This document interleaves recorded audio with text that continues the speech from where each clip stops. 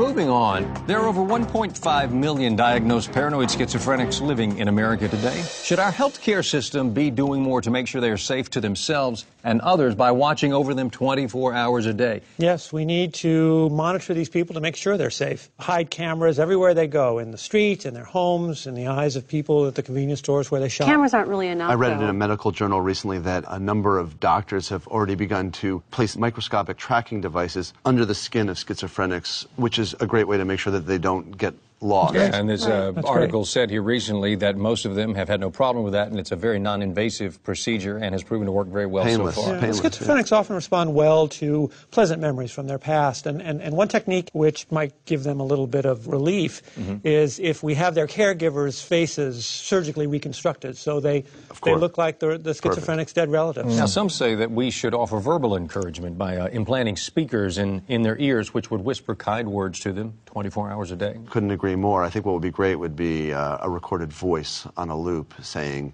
everyone around you wants to get you, in reference to help. Of course, we can't have just one voice. We need to have more than one voice because then they know it's a team effort. That's right. They feel supported by the community, and that's what we really should be going for. But we have to do more than just calm them. You know, we have to give them practical advice, too. Like tell them which bus drivers hate them, which manholes are covering up underground government prisons, which statues don't love them anymore, you know, that sort of thing. This kind of technology would be expensive. Some people have said to slip it into their minds subconsciously, perhaps through coded anagrams that, let's say, we would hide or encrypt into books. Definitely, definitely. They'll think that they're just reading, you know, standard literature, but actually it will be encoded instructions from people who want to help them. In newspapers, or inside the tattoos of people on the street. Just the ingredients on a box of cereal, anything that they might read. And this is an area where I think that we could really get some help from the government.